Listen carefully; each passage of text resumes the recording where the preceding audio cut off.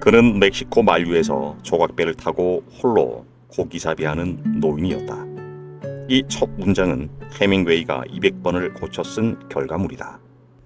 첫 문장은 단순한 시작이 아닙니다. 작가가 수없이 고치고 다듬어 완성한 문장으로 그 안에는 작가의 철학과 감성이 고스란히 담겨 있습니다. 첫 문장은 다양한 감동과 재미를 제공하며 독자를 작품 속 세계로 이끄는 중요한 역할을 하고 있습니다. 이 책은 120명의 소설가가 쓴 300여 편의 세계 명작의 첫 문장을 소개하며 이 문장들이 독자에게 주는 강렬한 인상과 감동을 강조하고 있습니다. 첫 문장은 작품의 출입구로 작가의 개성과 철학이 담겨 있으며 독자가 작품에 빠져들게 만드는 중요한 요소입니다. 그럼 첫 문장의 매력에 빠져보시기 바라겠습니다. 행복한 가정은 모두 비슷하게 닮았지만 불행한 가정은 불행한 이유가 각각 다르다. 안나 카레니나는 톨스토이의 3대 걸작 중 하나로 1873년부터 집필하기 시작해 1876년에 완성한 작품입니다. 19세기 후반 역사적 가도기에 놓인 러시아 사회의 풍속과 내면을 사실적으로 묘사했습니다. 등장인물이 150여 명에 이르고 있습니다. 출판 이후 영화, TV 드라마, 발레, 연극, 뮤지컬, 오페라 등 여러 분야에서 재탄생하며 호평을 받았습니다. 알렉세이 카레니나의 아내 안나 까레니나는 청년 장교 브론스키 백작을 만나 사랑에 빠집니다. 안나는 브론스키와 함께 유럽으로 사랑의 도피행을 계획합니다. 하지만 브론스키는 안나를 부담스러워하죠. 브론스키는 분주한 중년 귀족으로 변해갑니다.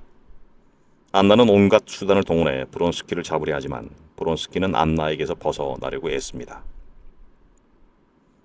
브론스키를 만나기 위해 기차를 탄 안나는 싸늘한 내용의 편지를 받습니다. 그리고 다시 역의 플랫폼으로 돌아와 열차를 향해 몸을 던집니다. 톨스토이는 러시아 남부 폴라 근교의 야스나야 폴라나에서 태어났습니다. 1852년 처녀작 유년 시대를 잡지 동시대인의 익명으로 연재하면서 작가로 첫 발을 내딛었습니다. 군에 복무하면서 소년시대, 세바스토폴 이야기 등을 집필했습니다. 1862년 소피아와 결혼한 후 문학의 전념, 전쟁과 평화, 안나 카레니나 이런 대작을 완성하며 작가로서 명성을 구가했습니다. 설국, 가와바타 야스나리. 국경의 긴 터널을 빠져나오자 눈의 고장이었다. 밤의 밑바닥이 하얘졌다. 신호소에 기차가 멈춰섰다. 일본어 설국은 눈이 많이 오는 고장이나 그 지방을 일컫는 말입니다. 아시아에서 두 번째로 노벨 문학상을 받은 작가의 소설입니다. 1935년부터 12년 동안 집필한 작품으로 근대 일본 서정 소설의 고전이라는 평을 받고 있습니다. 설국의 실제 무대가 니카타 현 에치고의 유자와 온천이라는 사실은 나중에 밝혀졌습니다. 무이도시카는 시마무라는 설국을 여행합니다. 그러다 게이샤 고마코와 알게 됩니다. 시마무라는 서양 무용에 취미를 둬 간간히 비평투의 글을 발표하는 정도의 일을 하고 있습니다. 고마코는 춘 선생의 아들 유키오가 병에 걸렸을 때 요양비를 벌기 위해 게이샤로 왔다는 소문이 있습니다. 그녀는 유키오에게 다가가지 않습니다. 또 다른 여인 요코는 애인 유키오를 간병하지만 결국 유키오는 죽습니다. 시마무라가 고마코와 헤어지고 돌아가려고 할 때 마을의 영하 상령 창고에서 화재가 발생합니다. 그때 2층 관람석에서 요코의 몸이 아래로 떨어집니다. 작가 가와바타 야스나리는 일본 오사카시에서 태어났습니다. 대학 졸업 후 1926년 신진 작가들과 함께 동인지 문예 시대를 창간 이수의 무희로 데뷔했습니다. 1937년 설국으로 문예 간담 해상을 수상했습니다. 이후 1968년 일본인 최초로 노벨 문학상을 수상했습니다. 이외에 게테 메달, 프랑스 예술문화훈장, 일본 문화훈장 등을 수상했습니다. 1972년 4월 16일 자신의 집필실에서 스스로 생을 마감했습니다. 갈매기의 꿈, 리차드 바크. 아침, 새로운 태양이 잔물결 열리는 잔잔한 바다에서 금빛으로 빛났다. 작품 갈매기의 꿈은 1970년에 발표한 작품입니다. 신의 영역에 도전한 오만의 죄로 가득한 작품이라는 성직자들의 거센 비난에도 불구하고 출간되자마자 세계적인 베스트셀러가 되었습니다. 조나단 리빙스튼은 단지 먹이를 구하기 위해 하늘을 나는 갈매기가 아니다. 비행 그 자체를 사랑하는 갈매기다.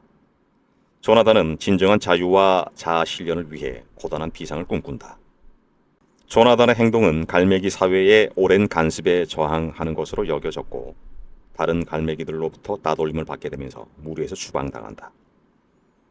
조나단은 동료들의 배척과 자신의 한계에도 좌절하지 않고 끊임없는 자기 수련을 통해 완전한 비행수를 터득한다. 그리고 무한한 자유를 느낄 수 있는 초현실적인 공간으로까지 날아올라 꿈을 실현한다. 조나단은 자기 만족에 그치지 않고 동료 갈매기들을 초월해 경지에 도달하는 길로 이끈다. 또 이 책에 가장 유명한 문장이 있습니다. 가장 높이 나는 새가 가장 멀리 본다. 작가인 리차드 바크는 미국의 일리노이주 오크파크에서 태어나 롱비치에서 성장기를 보냈습니다. 1958년부터 자유기고가로 활약했으며 뉴욕과 로스앤젤레스에서 비행기 잡지의 편집일에 종사했습니다. 갈매기의 꿈은 밤바닷가를 산책하던 중 이상한 소리를 듣고 강한 영감을 받아 집필했다고 알려져 있습니다. 참을 수 없는 존재의 가벼움, 쿤데라.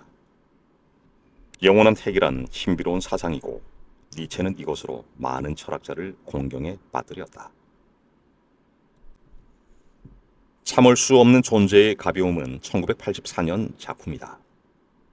인간의 삶과 죽음을 가벼움과 무거움이라는 포스트 모더니즘 기법으로 실험한 선구적 작품으로 평가된다.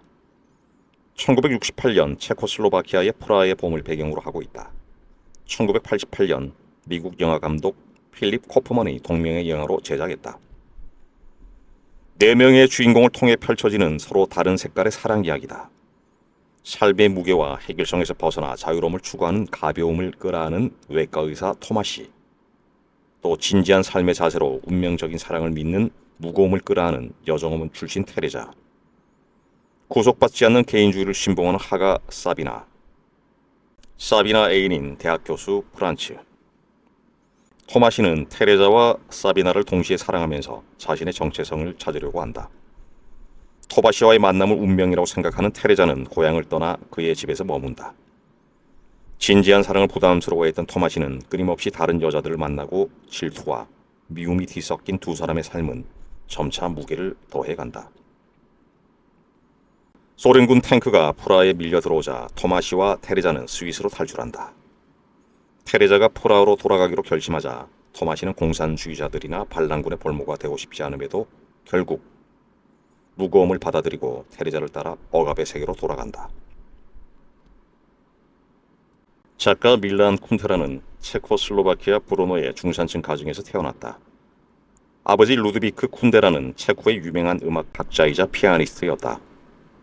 프라하 카렐 대학에 진학해 문학과 미학 과정을 들었으며 프라하 공연예술대학 영화부로 전공을 옮겨 영화 연출과 시나리오를 공부했다. 1950년 정치적 간섭으로 잠시 학업과 연구활동을 중단했다. 1984년 발표한 참을 수 없는 존재의 가벼움으로 세계적 작가로 인정받았다. 노르웨이의 숲, 무라카마 하루키. 나는 37살이었던 그때 보잉 747기의 좌석에 앉아 있었다. 그 거대한 비행기는 두꺼운 비구름을 뚫고 함부르크 공항에 막 착륙하고 있었다. 노르웨이의 숲은 1987년 상하 2권으로 발표한 청춘 연애 소설이다. 한국에서는 상실의 시대로 번역 출간되었다. 와타나베 토오루는 친구 기즈키가 죽자 바깥 세상과 담을 쌓는다. 기즈키에겐 나오코란 여자친구가 있었는데 토오루는 기즈키를 통해 나오코를 만난다. 나오코는 기즈키가 죽은 후 토오루를 통해 바깥 세상을 향해 마음을 열려고 한다. 하지만 토오루는 외면한다. 토오루는 자신과 닮은 나가사와 선배와의 관계를 통해 자신을 지탱해 나간다. 이즘 토오루는 미도리를 만나 바깥 세상과의 연결을 시도하고 토오루와 하룻밤을 지낸 나오코는 아미료라는 요양원에 간다. 토오루는 아미료에서 나오코의 룸메이트인 레이코를 만나고 레이코는 토오루와 나오코를 연결시켜주는 존재가 된다. 나오코는 목을 매 자살하고 레이코는 토오루와 정사를 나눈다. 미도리를 사랑하게 된 토오루는 그녀를 통해 바깥 세상으로 나오지만 혼란스러워한다. 작가 무라카미 하루키는 일본 교토시에서 태어났다. 1975년 와세다 대학 제1문학부 연극과를 졸업했다. 1979년 바람의 노래를 들어라로 군조신인 문학상을 수상하며 데뷔했다. 1982년 첫 장편 소설 양을 둘러싼 모험으로 노마 문예 신인상, 또 1985년 세계의 끝과 하드보일드 원더랜드로 다니자키 주니치로상을 수상했다. 노르웨이의 숲은 일본에서만 약 430만 부가 팔리며 세계적으로 하루키 신드롬을 일으켰다. 모모, 미하엘 앤데. 사람들이 아주 다른 말을 쓰던 옛날 아주 먼 옛날, 어느 따뜻한 나라에 크고 화려한 도시가 있었다. 작품 모모는 1973년 독일 청소년 문학상 수상 작품이다. 마을 사람들은 원형극장 예터에서 어디서 왔는지 모르는 소녀 모모를 발견하고 그녀에게 삶의 터전을 마련해준다. 모모는 남의 말을 귀 기울여 듣는 능력을 지녔다. 마을 사람들은 모모에게 자신의 얘기를 털어놓으며 용기를 얻고 기쁨과 신념을 얻었다. 아이들이 모모 앞에서 자신의 상상을 얘기하면 그들 앞에 상상의 세계가 펼쳐졌다. 도시의 회색 일당들은 시간 전략을 마을 사람들에게 일러주는 시간의 저축은행 사원들이었다. 서서히 이들의 지배하에 들어간 마을 사람들은 모모를 찾아올 시간이 없어졌다. 마침내 모모는 옛 친구들을 찾아 나섰고 회색 일당의 방해물이 된다. 회색 일당의 영향에 들어가지 않는 자들은 모모, 배포, 기기 모모를 찾아 원형극장으로 올라오는 아이들이었다. 모모가 회색 일당의 수배의 인물로 위험해지자 호라 박사는 모모를 데려오기 위해 거북이 카시오페아를 보냈다. 거북이 안내로 시간의 원천을 경험한 모모가 하루 만에 다시 예터로 돌아왔다.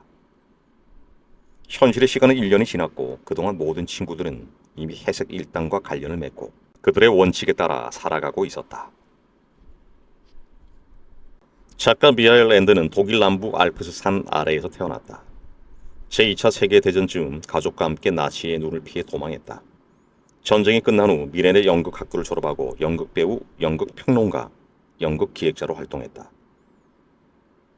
1960년 첫 작품 징크 노브와 기관사 루카스로 독일 청소년 문학상을 수상하면서 작가의 길을 걸었다. 1970년 모모를, 또 1979년 청소년 소설 끝없는 이야기를 발표하면서 세계 문학계에 미하엘 앤데라는 이름을 확실하게 각인시켰다. 오만과 편견, 제인 오스틴. 재산께나 있는 독신 남성에게 아내가 꼭 필요하다는 것은 누구나 인정하는 진리다. 오만과 편견은 오스틴의 두 번째 작품이다. 1979년 첫인상이라는 제목으로 출판사에 출판을 의뢰했으나 거절당하자 원고를 다시 쓰고 제명을 오만과 편견으로 고쳐 1813년 출간했다. 18세기 영국 중산층 계급의 사랑과 결혼을 다룬 소설이다. 작은 마을에 사는 5자매 중 첫째와 둘째가 결혼 정년기가 됐다. 맏딸 제인은 온순하고 마음이 착하며 내성적인 반면 둘째 엘리자베스는 안습에 얽매이지 않고 재치 넘치며 발랄했다. 제인은 근처에 이사온 청년 빅리를 사랑하지만 자신의 애정을 숨긴다. 엘리자베스는 빅리의 친구 다하시를 보고 오만한 남자라는 인상을 받는다. 다하시는 자유롭고 활달한 엘리자베스를 사랑하게 된다. 여러 가지 사건과 집안 문제에 부딪히면서 엘리자베스는 다하시가 너그럽고 사려 깊은 인물임을 알게 되고 자신의 편견을 고치기로 결심한다. 다하시와 엘리자베스는 서로 이해와 사랑의 감정을 갖게 된다. 작가 제인 오스틴은 1789년부터 작품을 쓰기 시작했다. 1809년 34살 때 쇼턴이란 조용한 마을에 정착해 소설 창작에 몰두했다. 주요 작품으로 이성과 감성, 오만과 편견, 랜스필드 공원, 에마 등이 있다. 데미안 헤르만 헤세. 내 이야기를 하자면 훨씬 앞에서부터 시작해야 한다. 할 수만 있다면 훨씬 더 이전으로, 내 유년의 맨 처음까지, 또 아득한 나의 근원까지 올라가야 하리라. 데미안이란 말은 데몬과 같은 뜻으로 악마에 홀린 것이라는 뜻이다. 에밀 싱클레어의 청년 시절 이야기라는 부제가 붙어있다. 제1차 세계대전 중인 1916년에 썼지만 전쟁이 끝난 직후인 1919년 출간됐다. 작가로 이미 유명했던 헤세는 이 작품에서는 에밀 싱클레어라는 가명을 사용했다. 1920년 판부터 저자 이름을 헤르만 헤세로 바꿔 출간했다. 싱클레어는 신앙과 지성이 조화된 가정에서 성장했다. 그가 자란 환경은 말 그대로 밝은 세계이며 선의 세계다. 어두운 생활을 하던 싱클레어는 데미안을 만나고 자기 자신 속의 두 세계, 즉 금지된 것과 허락된 것과의 사이에서 심한 갈등을 겪는다. 베크는 싱클레어를 술집으로 유혹한다. 싱클레어는 베크와 함께 카인과 아벨 신화의 이중성, 성의 금욕주의, 연애 감정에 대해 생각한다. 데미안은 싱클레어의 타락한 모습에 우려를 나타낸다. 싱클레어는 베아트리체를 만나면서 소용돌이치는 마음에서 벗어난다. 싱클레어는 베아트리체 초상화를 그리면서 그 초상화가 데미안을 닮아가고 있음을 느낀다. 싱클레어는 지구에서 날아오르고자 하는 새를 그려 데미안에게 보낸다. 데미안으로부터 편지 한 통이 도착한다.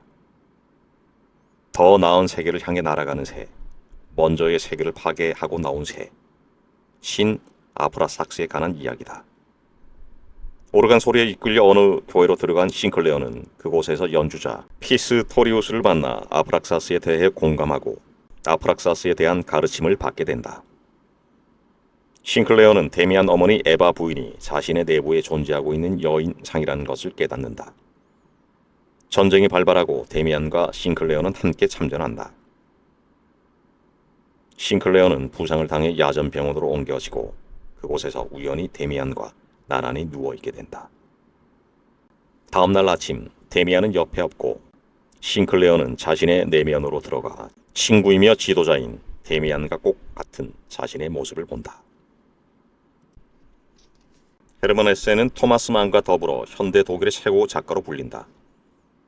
신학교를 중퇴한 후 시계공, 서점 점원 등으로 일하면서 문학 공부를 시작했다. 1904년 최초의 장편 소설 페터 카멘친트로 문학적 지위를 확보했다. 9살 연상의 피아니스트 마리아 베르누이와 결혼했다. 자전소설 데미안은 독일 국민에게 큰 영향을 끼쳤다. 1922년에 출간한 시타르타는 인도 방문 체험을 반영했다.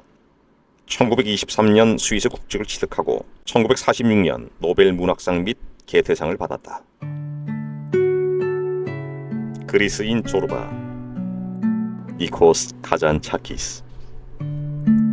항구도시 피레프스에서 조르바를 처음 만났다. 나는 그때 항구에서 크레타 섬으로 가는 배를 기다리고 있었다.